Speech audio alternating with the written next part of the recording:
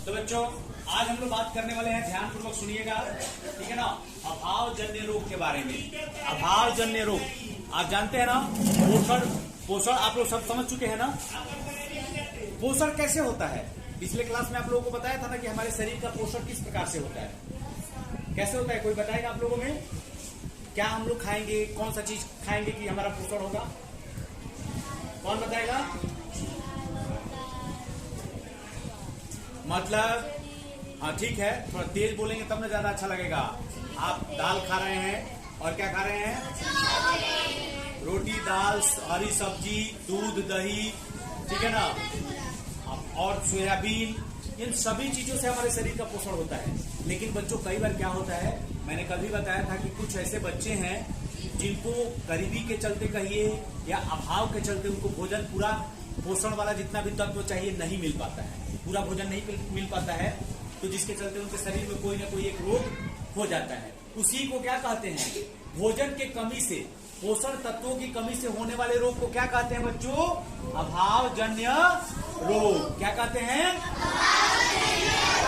बहुत सुंदर। इसलिए हमें जो भी मिल रहा है, देखिए आप मिड डे मील खाते हैं ना, यहाँ पर मिड डे मील होता है, तो किसी बच्चे को, कोई गरीब बच्चा है जिसके पास कमी है, उसके माता पिता काम करते हैं फिर भी पूरा तरीके से भोजन उसको नहीं मिल पाता है, तो देखिए हमारे विद्यालय में सारा व्यवस्था किया गया है उस बच्चे को पोषक तत्व, दाल हरी सब्जियां, ये सब कुछ मिल सके ताकि अभावजन्य रोग किसी को नहीं हो सके। आइए इस अभावजन्य रोग के बारे में हम लोग जानते हैं और समझने की कोशिश करते हैं। जैसे कुछ आप देखिए विटामिन और खनिज तत्व, जैसे हमारे शरीर में उसकी कमी हो जाती है बच्चों, तो उसके चलते हमें कुछ अभावजन्य रोग हो जाते हैं। तो वो विटामिन जैसे ए की कमी होगी तो आप रतौंधी के शिकार हो सकते हैं।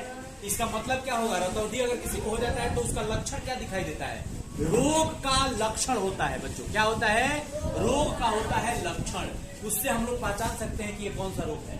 ये है कमजोर दृष्टि, मतलब आपको दिखाई देना कम होगा, यानी कि विटामिन ए की कमी के चलते आपको क्या हो जाएगा, दिखाई देना कम होने लगेगा, दिखाई कम देगा, रात में आपको कम दिखाई देगा।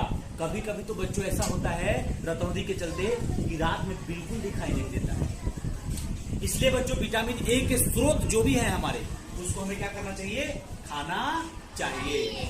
अगला जो हमारा है विटामिन बी, अगर आपके शरीर, किसी के शरीर में मान लीजिए विटामिन बी की कमी हो गई तो बेरी नाम का एक रोग हो जाता है। अब आपसे पूछेगा कोई भी कि सर बताइए या बच्चे बताइए कि बेरी क्या होता है, तो देखिए ये इसका लक्षण सबसे पहले पहचानेंगे। इसका लक्षण जब बच्चों आप पहचान लेंगे तो इसमें क्या होता है, दुर्बल पेशियां और काम करने की ऊर्जा में कमी। आपकी मांसपेशियां जो होती हैं कमजोर हो जाएंगी। दुर्बल का मतलब होता है कमजोर हो जाएंगी, आप काम करने का मन नहीं करेगा, कमजोरी महसूस करेंगे आप हमेशा। तीसरा विटामिन सी की कमी से आपको क्या हो सकता है, तो बच्चों ध्यान दीजिएगा, एकदम ध्यान देंगे तो आपको समझ में आ जाएगा, संक्षिप्त में ही सही, लेकिन जो मैं बताऊंगा एकदम कंफर्म आपको। हमारे पास जो बोर्ड व्यवस्था है, जो हमारे पास बच्चों जिस व्यवस्था में हम लोग पढ़ेंगे तगड़ा पढ़ेंगे, बाकी सबसे बेस्ट करेंगे, इसका हमें हमेशा ख्याल रखना चाहिए। अपने आप को कभी कमजोर नहीं समझना है। विटामिन सी की कमी से हमें होता है स्कर्वी। अच्छा, स्कर्वी नाम थोड़ा देखिए, नाम बोलने में कितना दिक्कत हो रहा है, लेकिन नहीं, घबराना नहीं है। स्कर्वी क्या बोलना है, स्कर्वी। अब इसके लक्षण को बच्चों पहचानेंगे कि स्कर्वी रोग का लक्षण हमारे शरीर में कैसा दिखाई देगा। तो मसूड़ों, आप देखिए मसूड़ों से खून निकलना, जब मसूड़ों से खून निकलना, दांत के नीचे जो मसूड़े होते हैं बच्चों देख लीजिएगा, इनसे अगर खून निकलता है, और घाव हो गया हमारे शरीर में, कहीं कोई घाव हो गया, वो भर नहीं रहा है, चाहे मसूड़ों में भी, तो ये क्या हो जाएगा, आपको स्कर्वी के, इसी को कहते हैं विटामिन सी की कमी से हो जाता है, ध्यान रखिएगा।